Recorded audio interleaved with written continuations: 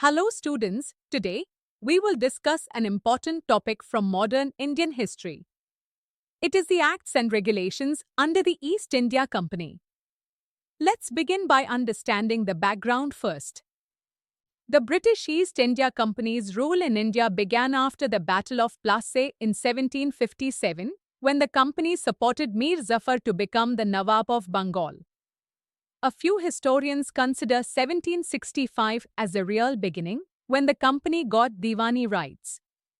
Diwani right is the right to collect taxes in Bengal and Bihar. By 1773, they had established a British administrative capital in Calcutta. Madam, did the British Parliament allow the East India Company to rule India freely? Good question. No, the British Parliament closely monitored the company and renewed its charter every 20 years. But, due to corruption, criticism, and financial mismanagement, the government had to intervene through a series of acts. There were several reasons for government intervention. First, the dual government system in Bengal was highly flawed. The Nawab had no real power, company officials ruled but were not accountable. Second, other British merchants were jealous of the company's trade monopoly. Third, the British Parliament itself was corrupt, and company officials tried to influence it. Fourth, economists like Adam Smith criticized monopolies and supported free trade. Finally, the company became financially dependent, needing loans from the government. This made regulation necessary. Now let's come to the first major act, the Regulating Act of 1773. This act made the Governor of Bengal the Governor-General of Bengal. A council of 4 members was constituted to assist him. The Supreme Court was set up at Calcutta. Madras and Bombay were brought under his supervision in matters of war and peace. Madam, was this act successful? Not really. The Governor-General could be outvoted by his council, and his control over other presidencies was weak. It failed to bring effective control. Due to the failure of the previous act, the British passed the Pitt's India Act in 1784. It gave the British government supreme control over the company's affairs. A board of control with 6 members was created, including cabinet ministers. The Governor-General got a casting vote, and Bengal was declared superior to Bombay and Madras. This act began a new phase where the company became an instrument of British national policy. The Charter Act of 1793 renewed the company's rule for 20 more years.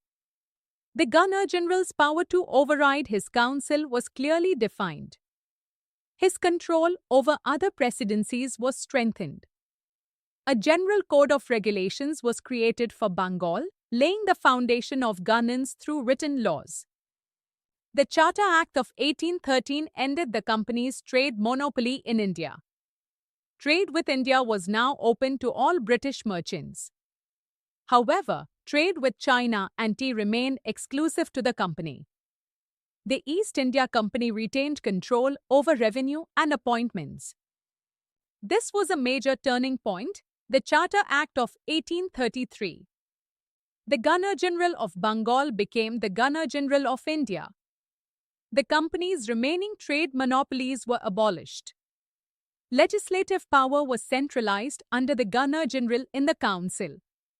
A law member was added. His name was Lord Macaulay. He influenced education policy. A law commission was created, leading to the drafting of the Indian Penal Code and other major laws. This was the last Charter Act before the company rule ended. It separated legislative and executive functions in the Governor-General's Council. Competitive exams for the Indian civil services were introduced during this time. There was an addition of provincial representation in the Central Legislative Council. 6 out of 18 directors were now nominated by the Crown. For the first time, legislation was treated as a distinct and professional function of government. Finally, after the revolt of 1857, the company's rule came to an end.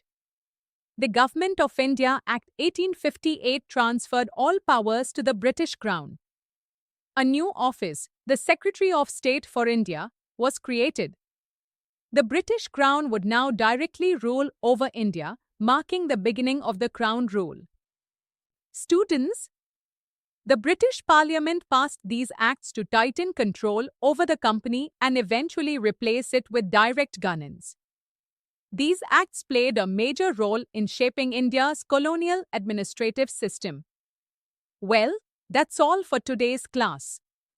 In a later session, we will discuss the Government of India Acts under British Crown rule. Jai Hind.